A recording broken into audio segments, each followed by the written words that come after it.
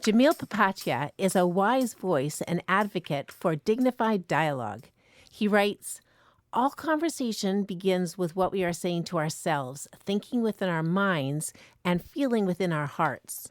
Jamil is a specialist in nonviolent communication. His work as a therapist offers a journey towards connection, compassion, and community, particularly when life veers in unexpected directions. Roy, you had an interesting observation at the end of this interview with Jamil. I did. I just found it really fascinating to hear about all the different connecting points we have in our world that are beautiful and yet can seem incongruent.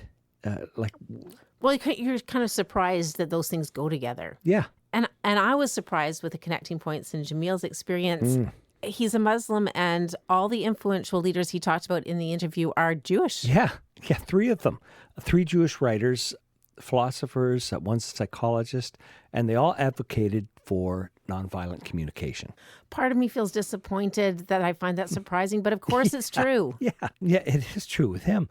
But the media tends to report conflict and differences, and that makes better headlines. So we get used to that instead of seeing that there is reconciliation and friendship and connecting points in this world. And that's kind of what we want this podcast to be about, looking at those many connecting points. Mm-hmm. Life together. Mm-hmm. Working on oneself is a prerequisite to everything, be it parenting, be it social change, be it one's professional showing up, whatever it might be. Working on oneself seems to me the most primary task, and lifelong. I'm Rachel Cram. And I'm Roy Salmond, and welcome to Family 360. Conversations exploring life together. Well, Jamil Popatia, you are a family therapist and a learned man, and I thank you for being in the studio today. Thank you. I'm glad to be here. It's a pleasure. You are a leader in conversations on nonviolent communication, but before we jump into that really important topic, I'm just wondering if we can connect before you direct, as you have used that terminology with me. I like that. Yes, connection before direction. Yeah. Can you tell us a little bit about yourself? Yeah, no problem.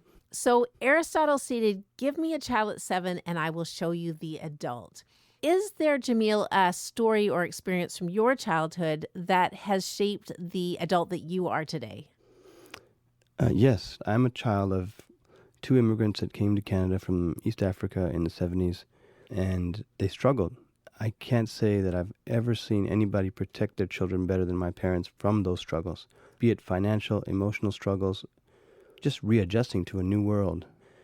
And I mean everything. I mean, people leaving their country very quickly due to the turmoil in East Africa at the time. Is that why your family left? Yes.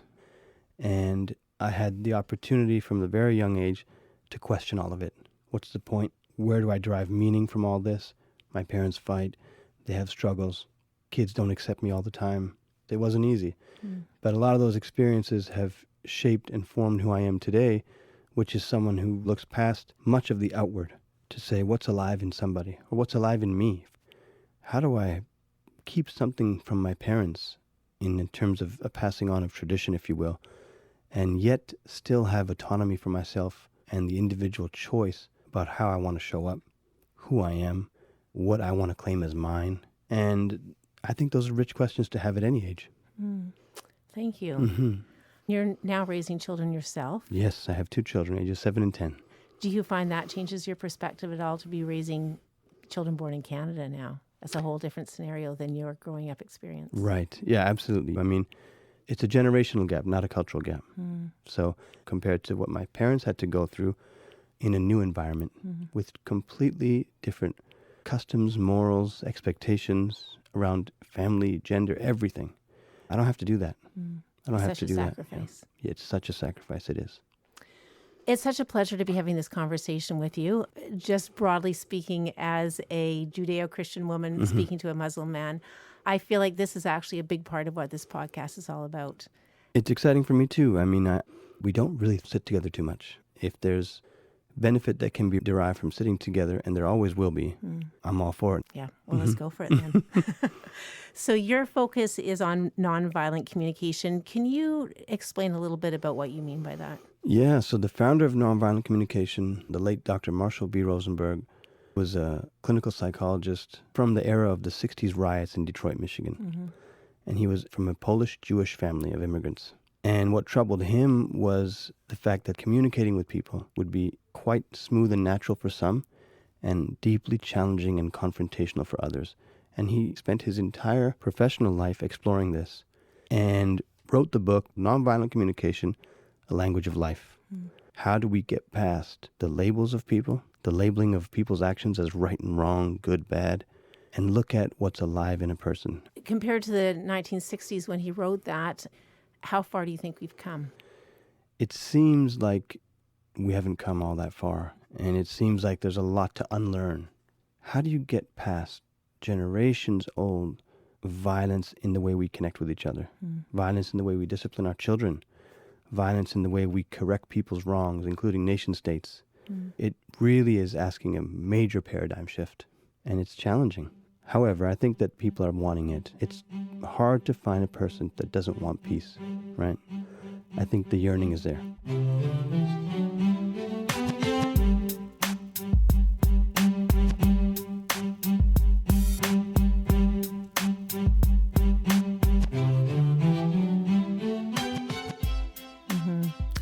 So, Jamil, you're saying that a major paradigm shift is necessary. Does the practice of nonviolent communication offer a framework for that? The nonviolent communication process is about certain steps. We call it OFNER: observation, feeling, need, request.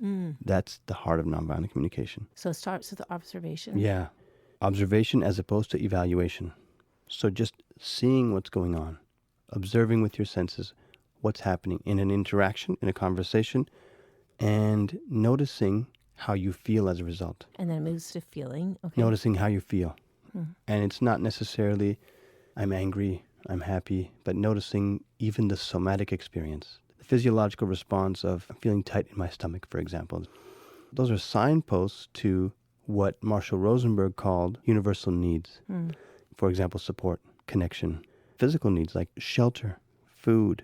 It's not that they're all going to be met all the time, but that we all experience them as necessities. So in this paradigm then of nonviolent communication, it starts with observing, then it moves into feeling. So paying attention to how it feels inside of us. As a result of what you're observing. Yeah. And then how do you make the shift from what you're feeling to these needs? Yeah, that's where the bread meets the butter in nonviolent communication, because the heart of it is universal needs.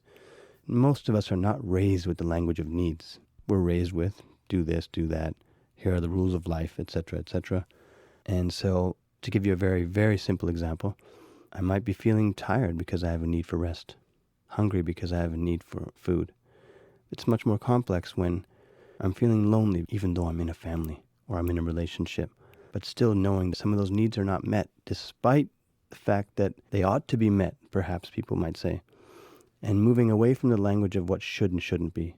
So I often tell people in my work with clients that in our language, if we can get past 4 dichotomies, right, wrong, good, bad, deserve, don't deserve, should, shouldn't, we'll get to nonviolent communication. We'll get to it.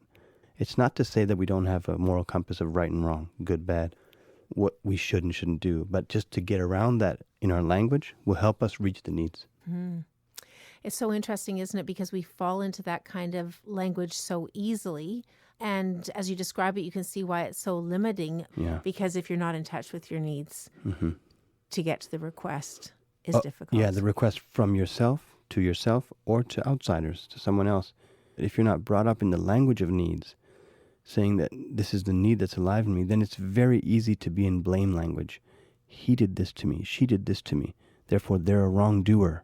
They oppressed me, and you become a victim. And there's no benefit ever in seeing yourself as a victim or oppressor. I feel right now there is a lot of language around victim and oppressors. I do too.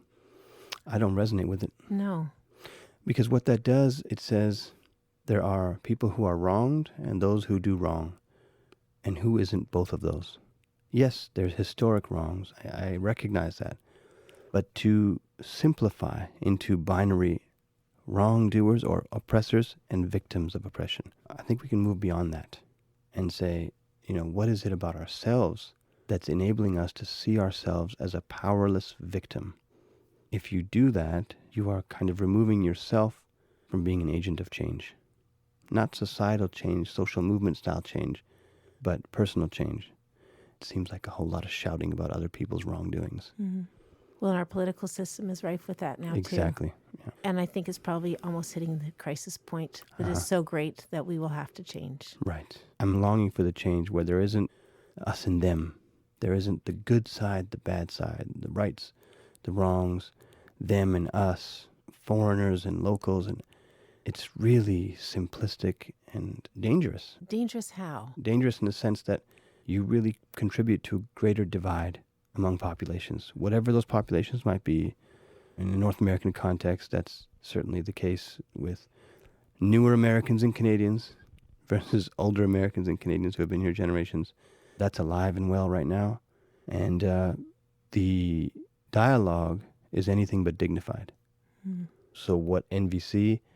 Nonviolent communication. Yeah, nonviolent communication, excuse me. And even the spiritual paths of the world, wisdom traditions ask us to stop, pause, and wait. Something bigger than what you see is happening. And where does that come in this paradigm? Yeah, so observation, feelings, needs, and the final one is requests. The request is to yourself, to another person, or to a group of people. You're exploring what can be done to meet the need that you've just identified. Can you walk us through this paradigm and show us where the shift happens? Like, what are the choices that you make? Is there a simple, even family kind of example? Yeah, I can think of an example right now, if you want a personal example, with my own son. Love it. So as my son got older, 7, 8, 9, I started to think, here's my chance to put him in basketball, track and field, and things that I can coach him in. And I would say, okay, son, we can go into this camp and go in this program, and out of an excitement. What would he be saying to you when you said that to him? I don't want to play basketball, Dad. I don't want to do track and field. It sucks. It's not for me. You like it. I'd have to pause and check in with myself. Why is my son rejecting these things that I so badly want him to do? So is this the beginning of the shift of the paradigm? This is the inward. Okay. So now I've observed that he has rejected offers that I think are so wonderful.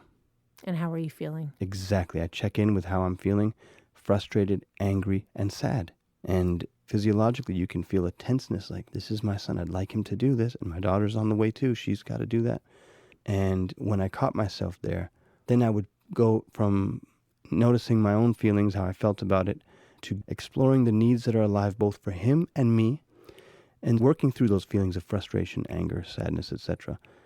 I came up with the idea that he's not necessarily rejecting me, but rejecting my offers of support in these sports, because what he's wanting is some autonomy. That's a universal need, some choice. Mm. So I caught myself and said, look, if it's squash that you prefer, if it's running around chasing dogs in the park, whatever it is, the need for exercise is alive in all of us, for movement. I noticed for me it was the need to contribute, the need to give. This was your need. This is mine.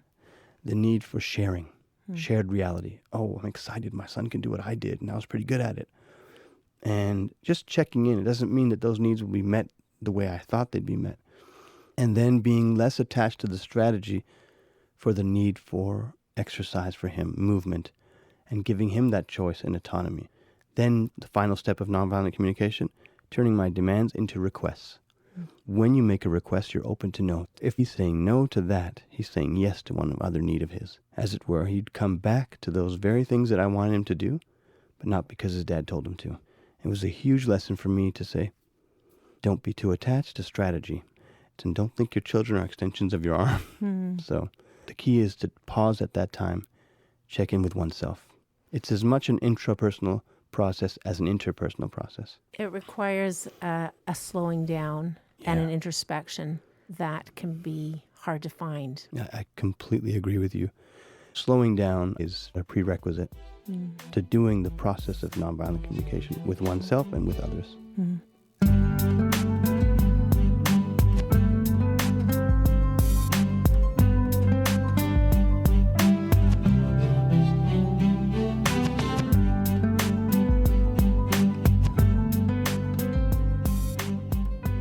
Recently in New Zealand, we had the shootings at Christchurch. And when situations like that happen, it shocks us into slowing down. And people change. People rally in an incredible way. The shootings at the 2 mosques in Christchurch, they moved a lot of people. The world was watching. And when tragedies like this happen, people do pull together. So this gives me hope. You know, I once heard Marshall Rosenberg say, there's nothing that human beings want more than to contribute to one another's well-being. I really do believe that. It's hard to find people who cannot show compassion to an animal on the street in need, let alone another human being. That inner pull towards contributing to people's well-being, I think it's alive in everyone. I wonder if when a big event happens like that, it is so huge that we can see the need. We can feel it inside of ourselves. And on the more subtle daily things, maybe because it's not as drastic, we're not in touch enough to notice. Yeah. Because I think you're right. People will stop when you see a big need. You'll stop when you see an animal hit by a car. You'll stop when you see a family whose car's flipped over at the side of the road. It does not matter for a second. Yeah, which team they belong to. No. Exactly. But it's recognizing those things on the daily little neighbor to neighbor. Yeah. Dorothy Day, the journalist and social activist, she experienced in 1906 the San Francisco earthquake when she was 8 years old.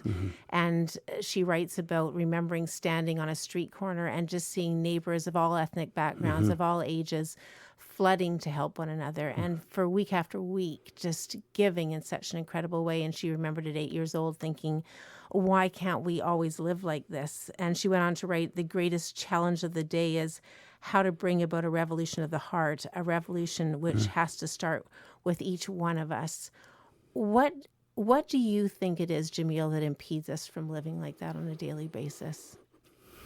I think it's a few things. What comes to mind first is the ridiculous schedules we have and the lack of time for contemplating this kind of stuff. We're so walking in a somnambulant state of get this done, get that done. If you have young children like I do, you're going from activity to sport to this, and there's no place to breathe. There's no space to think, how did I meet my need for contribution today? What did I do for somebody?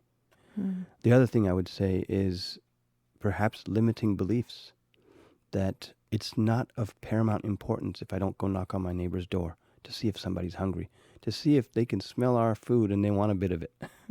It's not of immediate importance to us. But the example you gave, we saw this with 9/11. People came together because of the enormity of what they were all experiencing.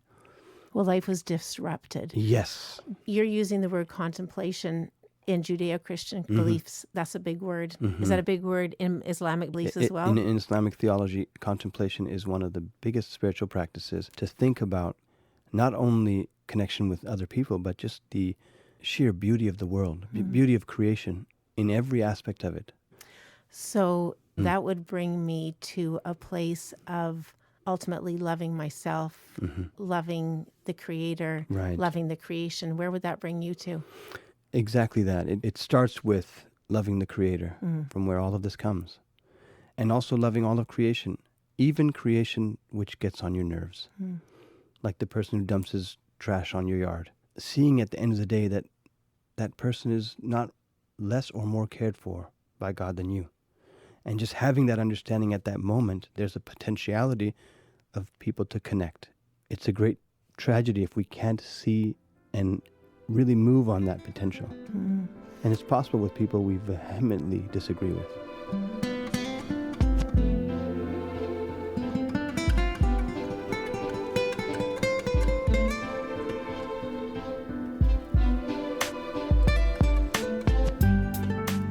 You've written an article on tolerance, which grabs my imagination because I think it's a word that we have chosen to use as an opportunity to work with diversity. In talking about contemplation, I think that goes far beyond tolerance. Yeah, when I think of the word tolerance, I'm thinking there's an aspect of tolerance in any civil society that's foundational to that society is difference. And we're going to come across difference every moment of every day with our spouses, with our neighbors, with people of different backgrounds and faiths and values and morals, etc. And I see tolerance as a way to interact with people, not necessarily be converted or convert. And I don't mean convert in a religious sense. I mean, this comes up in arguments about integration. that in order for new immigrants to integrate, they ought to become more like the majoritarian community. That's not healthy integration at all. In fact, that's saying there's a superior way to doing things and being than what you're coming with. So drop that which doesn't fit well. Pretty simplistic thinking, if you ask me. How would you define tolerance? Interacting with that which is very challenging for you and that challenges your way of seeing things, your paradigm, and it's triggering for you. And yet there's some space that you have to allow for that. So tolerance is like a stepping point, a beginning. Because it seems barely adequate to me. Like to me, the word tolerance means putting up with. Right, that exactly. And right. I accept that definition. Yeah. And yet I'm okay. I'm at peace with it. Really? I'm at peace with it because inevitably, as I wrote in that article, some things we will have to be just simply tolerant of, not necessarily accept. Now, I differentiate between behaviors, actions, and the people. Embracing people is a whole other thing. That's possible no matter what. The tolerance is for perhaps actions, beliefs, morals, behaviors that don't sit well with you for whatever reason. But I think to use words like tolerance of putting up with, it kind of feels like you're missing the whole point. To me, the word tolerance gives access to this condescending focus on the very few things that divide us, as opposed to the magnitude of the things that unite us. Right. Maybe that would come down to those few things that divide us. How much weight do you give them?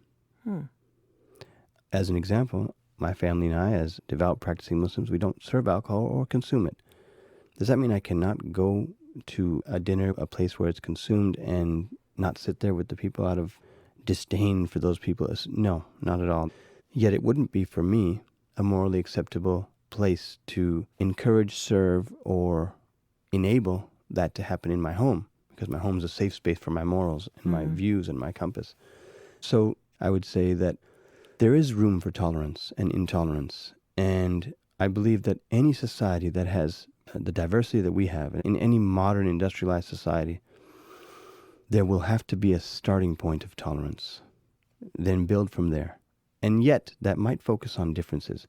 But it could be that those small few things, and I agree with you that they are very small few things, are really holding weight for some people. So long as they hold weight, that will be labeled tolerance or intolerance. If they can move past that, and it's a request, I would say, in nonviolent communication to ask people to move past that in order to see all the commonality. But that takes us down a path that I see as problematic in focusing on similarities only. It's already very easy to see how we can connect through our similarities. We're flesh and blood, we're human beings, but connecting despite the differences, that's where the tire meets the road. I see what you're saying with that. And I'm willing to tolerate our difference of opinion. No, I hear what you're saying. Difference is important. It's what makes our world interesting. It's what makes life an adventure.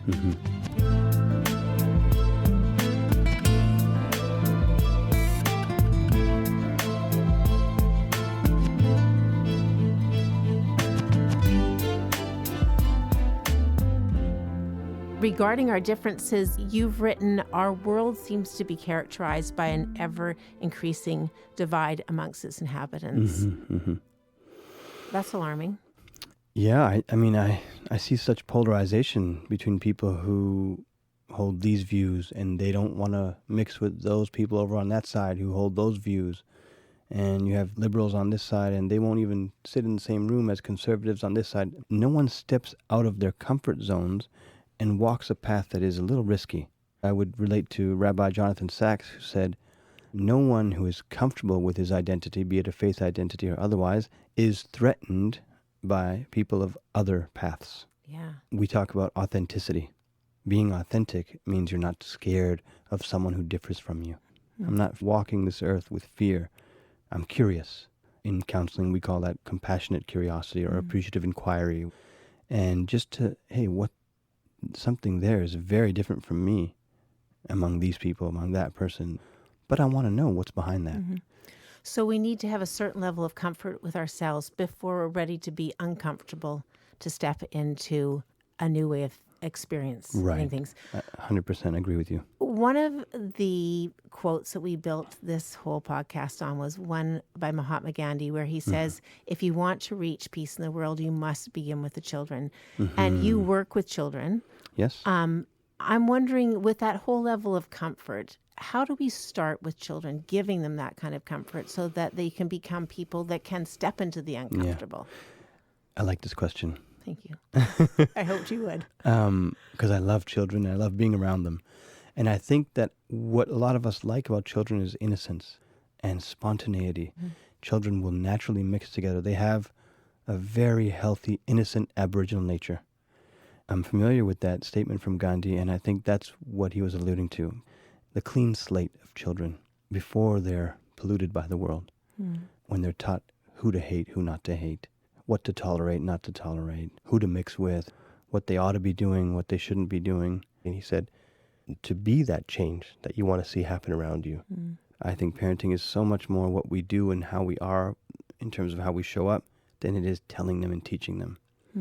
But it's not an easy task to tell parents, and I know this as a parent, to sit back and let your children just grow morally, physically, emotionally, and don't jump to save, don't jump to correct. There's a sense of urgency I have, especially with children, because with so much programming what they should think, how they should feel when they cry. Well, it's nothing to cry about. How can we say that to a child? And we correct their emotions. Emotions aren't to be corrected, they're to be caressed. And so often I find myself veering from that because I get into what's called habitual patterns versus natural patterns. And the natural pattern is what I'm longing for. Habitual is what I've been given. And from what your family of origin. Exactly. And my parents were given. And that comes down and it's just second nature, knee-jerk. And it takes quite a bit to challenge that, but that's where I would start. And so, in other words, parenting is as much about self-exploration, I don't want to say self-improvement, but the idea of checking in with oneself before saying, how am I going to work with my kids? Doing your own work first. Doing your own work, absolutely. I know this by experience. Jamil, as we start to wrap up this interview, I'm just thinking from a parental point of view, and even referring back to Gandhi's beginning with the children, what would be a crucial piece of information when we think about raising our children for peace? I'll share with you a quote from Victor Frankl that is meaningful here. And he said something to the effect of, if we find ourselves unable to change a situation, to look to changing ourselves and starting with that change inwardly first. That's very applicable in the parenting realm. It's very applicable in our work lives, our professional lives, and in our society, wanting to change our society. We really rush to a lot of social change, and I think that's the wrong order. So I guess what I'm getting at is working on oneself is a prerequisite to everything, be it parenting, be it social change, be it one's professional showing up, whatever it might be. Working on oneself seems to me the most primary task, and lifelong.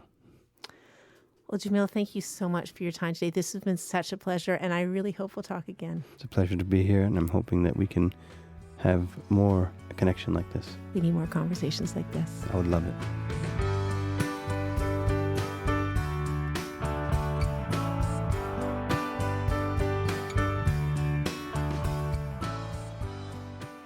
I really appreciated Jamil's closing remarks. I've never read any of Victor Frankl's books, but I'm going to. Yeah.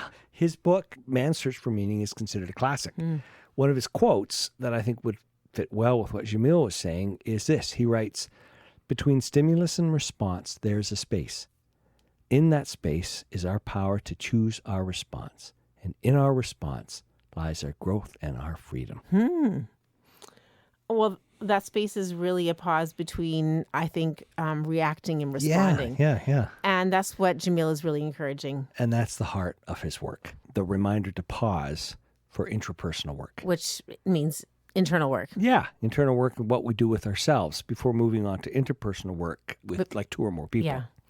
There should be a rule, like 10 seconds before you respond. Like when food drops on the floor, you have a 10-second rule Yeah, I know. for eating it. Wouldn't that be great? And that would help so many situations where people react quickly, like you have a chance to respond. A whole new watch app. That's a great idea. Anyway, thanks for the reminder, Jamil. Thank you.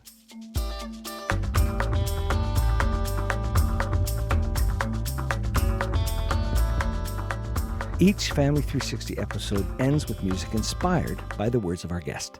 You heard bits and pieces of this music during this interview. Here's the song Dignified Dialogue. And you can find it in our resource section for every episode or wherever you stream music.